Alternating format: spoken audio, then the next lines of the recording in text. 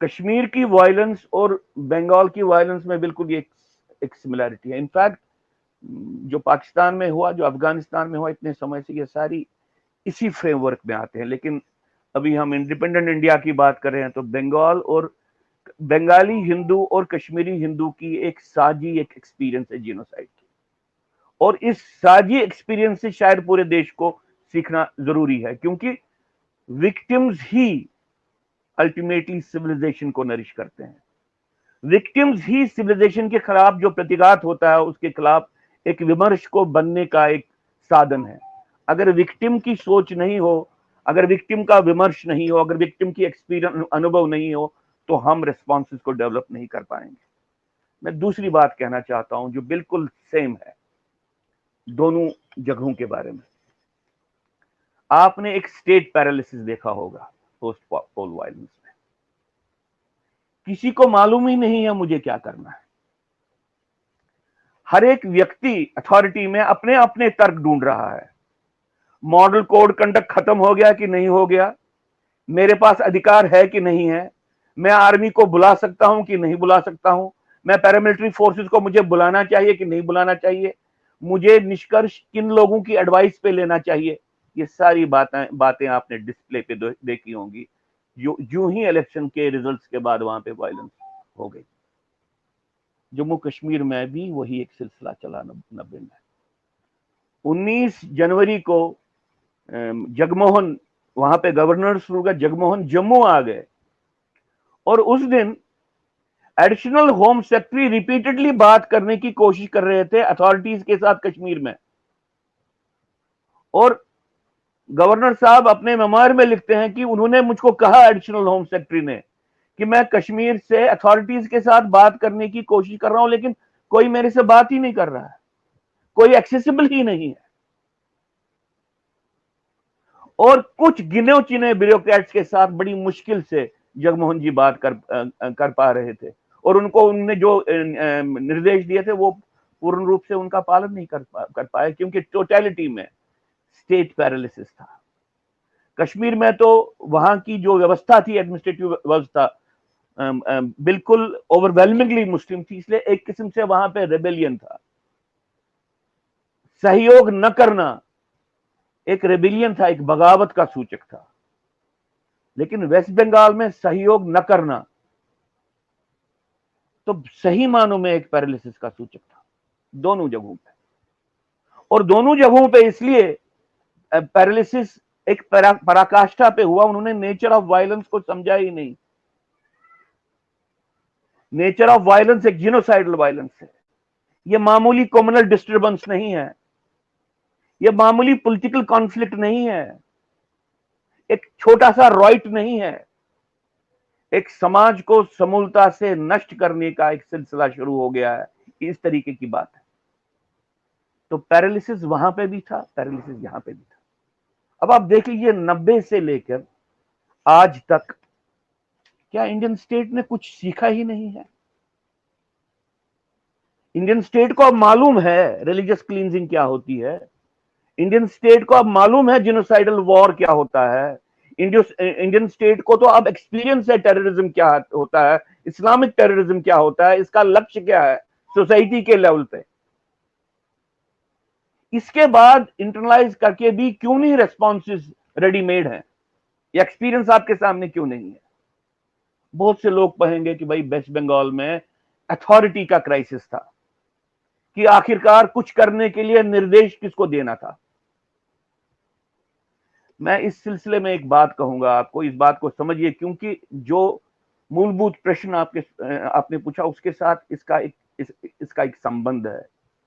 यहां पे कुछ साल पहले किश्तवाड़ में एक वायलेंस हुई। किश्तवाड़ में मुस्लिम क्राउड्स निकले, उनमें से बहुत सा एक बड़ा वर्ग हाथ में गन पाउडर लिए हुए, कफनों का ड्रेस लगाए हुए, उन्होंने 7-8 घंटे वहां पे हिंदू मोहल्ले पे और हिंदू मार्केट पे हमला किया। और जहां पे वो जमा हो गए वहां पे आर्मी का हेलीपैड था, वहां पे पैरामिलिट्री फोर्सेस का ऑफिस था। जहां से ये अभियान शुरू हुआ गन पाउडर डिस्प्ले करके कि हम जा रहे हैं और दुकानों को जला रहे हैं। वहां पे आर्मी की फॉर्मेशन भी थी, पैरामिलिट्री फॉर्मेशन भी थी, दो, और बिल्कुल साथ में ऑफिस में वहां के मिनिस्टर ऑफ स्टेट होम भी थे, कहते हैं वहीं पे थे। और पूरे 8 घंटे एक वायलेंस चली, कोई इंटरवेंशन नहीं हुआ, और किसी भी अथॉरिटी से पूछा गया, उसने बोला कि मुझे नहीं मालूम, ये तो स्टेट गवर्नमेंट की रिस्पॉन्सिबिलिटी है, स्टेट गवर्नमेंट से जब तक हमारे पास बात नहीं पहुंचेगी हमको निर्देश, हम कैसे रोल प्ले करेंगे। चूंकि इंडियन स्टेट ने अभी जिनोसाइडल वायलेंस को रिकॉग्नाइज ही नहीं किया है, डेमोग्राफिक वॉर्स को रिकॉग्नाइज ही नहीं किया है एज ए सिक्योरिटी कंसर्न, इसलिए उनके लेवल पे कोई तैयारी ही नहीं है ऐसी बातों को। हिंटरलैंड पे जब हमला होता है, दुश्मन का हमला होता है, जिसके डायमेंशंस सेसेशनिस्ट भी होते हैं, जिनोसाइडल भी होते हैं, जिसके डायमेंशन इंटरनेशनल भी होते हैं, और अगर आपकी डिफेंस प्रिपरेशन ऐसे आघातों को, आपके हिंटरलैंड में आपके सपोर्ट स्ट्रक्चर्स को ध्वस्त करने की जो प्रक्रियाएं हैं, उनके लिए आपके पास रेस्पॉन्स ही नहीं हुए in case of the civilian paralysis of the civilian government, तो हम एक बहुत बड़े खतरे की तरफ जा रहे हैं। कश्मीर में जिनोसाइड कंप्लीट हो गया, जिनोसाइड का स्पिल ओवर जम्मू में हुआ, और फिर जिनोसाइड का स्पिल ओवर सारे इंडिया में हुआ। Bengal already excruciating human crisis से निकला था पार्टीशन की वर्स्ट सफरिंग तो बंगाल में देख, डायरेक्ट एक्शन प्लान का तो वर्स्ट इंपैक्ट बंगाल में पड़ा है। इतने 70 साल और खासतौर से पिछले 30-32 साल इंडियन स्टेट एक पैरालिसिस स्टेट में क्यों है? उनके पास ये क्यों नहीं जवाब है कि स्वतः अगर ऐसी परिस्थिति निर्माण होती है तो एक प्रोटोकॉल क्यों नहीं तैयार है अभी तक? इसलिए है ये बात, इसलिए है, और ये मैं बिल्कुल जिम्मेवारी के साथ ये आपको बात कह रहा हूं, क्योंकि Indian state denial of genocide का कंसिस्टेंटली एक अकम्प्लिश रहा है। वैचारिक जो धरातल है इंडियन स्टेट का, वो उस दिशा में बना है कि ये हिंदू जिनोसाइड को रिकॉग्नाइज ही नहीं करता है, डिनाई करता है। जब तक ना इस मूलभूत इस स्तर पे जब तक ना करेक्शन हो जाएगी, अगर पॉलिटिकल लीडरशिप चाहे भी, तब भी इंडियन स्टेट वो रिस्पांस नहीं दे पाएगा जो रिस्पांस को देना है। जो हमने बंगाल में देखा, ये डिनायल ऑफ जिनोसाइड था स्टेट ऑफ इंडिया का।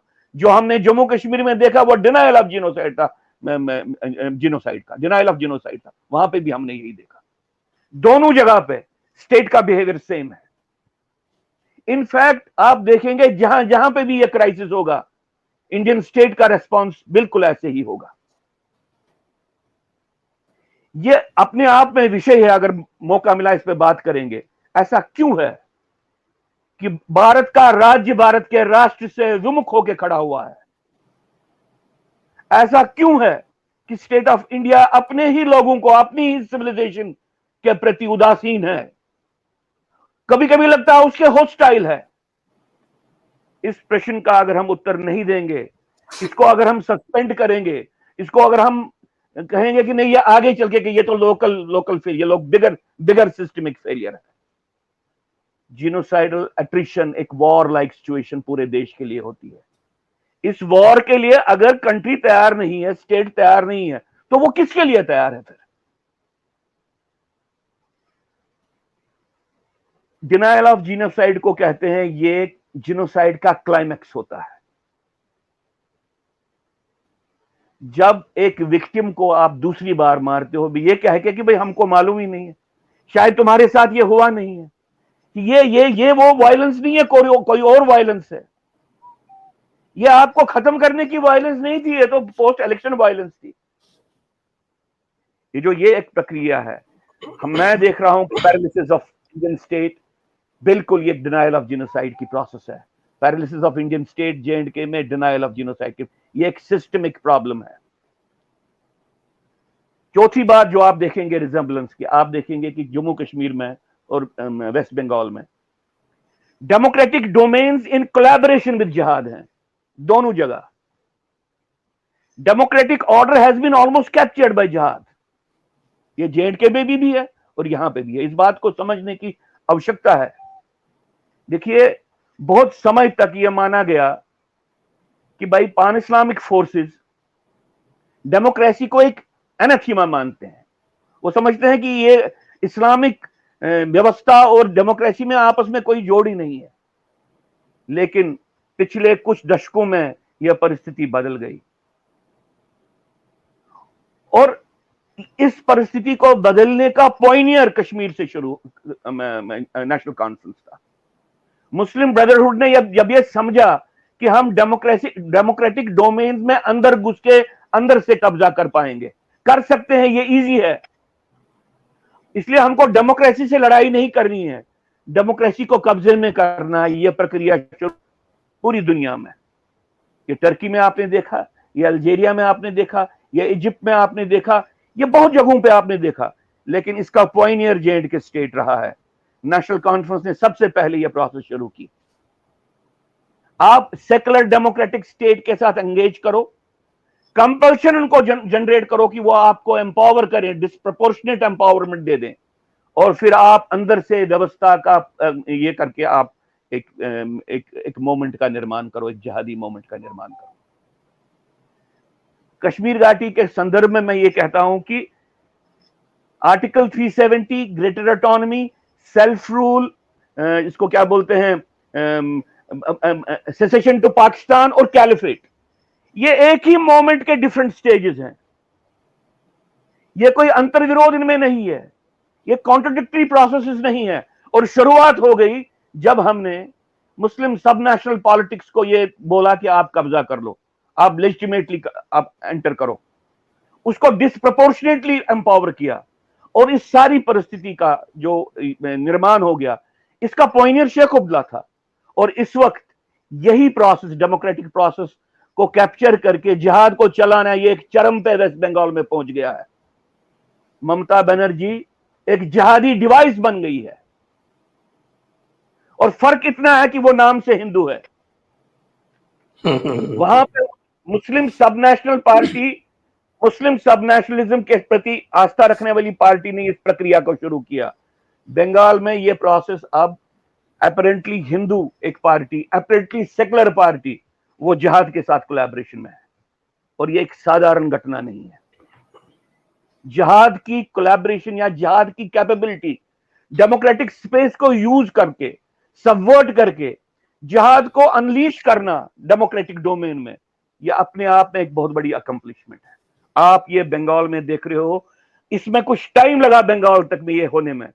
ये प्रक्रिया कश्मीर से शुरू हो गई, अब बंगाल में पहुंच गई है और बंगाल में इसका बहुत ही एक विकृत रूप है। इसी संदर्भ में एक और बात, इससे पहले आप मैं एक और बात कहना चाहता हूं कि हमको एक बात को समझना चाहिए। एट्रिशन जोन्स में जहां पे हिंदू के पॉलिटिक्स का, हिंदू का पॉलिटिक्स का डिसइंटीग्रेशन कर दिया गया है, कास्ट के नाम पे, लैंग्वेज के नाम पे, ट्राइबल के नाम के, किसी भी नाम पे, और वहां पे एक न्यूक्लियस जिहाद का है जो इस फ्रैक्चर को इस्तेमाल करके स्टेट पावर को वील्ड करता है, इस्तेमाल करता है और अपने अपने प्रोसेस को चलाता है। वहां पे एक लैक ऑफ कॉन्फिडेंस होती है उन एरियाज में जहां पे एट्रिशन पराकाष्ठा पे होता है। जो लोग लाइन क्रॉस करना चाहते हैं चेंज के लिए, उनको डर होता है कि अगर हमने लाइन क्रॉस की, जो चेंज वाली पॉलिटिकल पार्टी है, क्या उसमें कमिटमेंट है चेंज लाने का, क्या उसमें जिसको आप मनोबल है, क्या वो साहस है वो चेंज लाने का। ये बात, ये कांस्टेंट डायलेमा होता है, ये कांस्टेंट डायलेमा होता है। कश्मीर घाटी में, श्रीनगर में कश्मीरी हिंदुओं के सबसे बड़े पॉपुलर लीडर थे टिकालाल टिपलू। वो सबसे पहले थे पॉलिटिकल लीडर जिनकी 90 में हत्या की। भाजपा के लीडर थे लेकिन हिंदू लीडर थे, सबसे पॉपुलर थे। लेकिन रेगुलर इलेक्शंस में उनको 2000 से अलावा कभी वोट नहीं मिले उस कॉन्स्टिट्यूंसी में जहां पे हिंदुओं की संख्या 26,000 के करीब थी वोटर्स की। तो बार बार हम इसका विश्लेषण करते थे कि ऐसा क्यों होता है कि पॉपुलर तो ये है, लोग तो इसके लिए खड़ा होते हैं, लेकिन वोट किसी और को क्यों देते हैं, ऐसा क्यों होता है।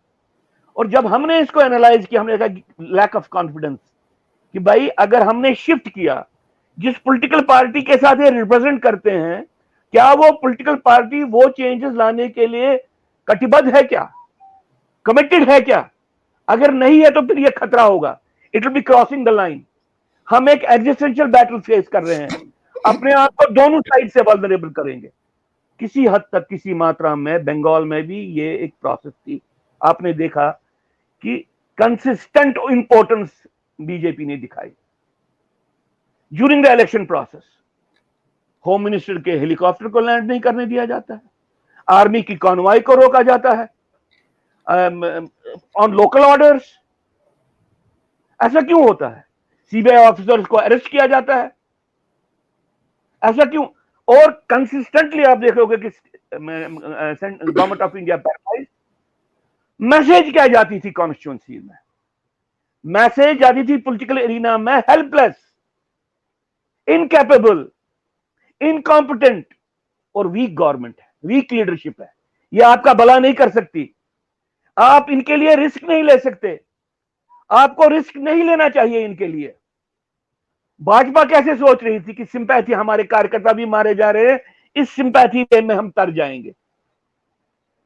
एग्जिस्टेंशियल जो क्राइसिस होता है ऐसे एट्रिशन जोन में, उसकी कोई समझ ही नहीं है।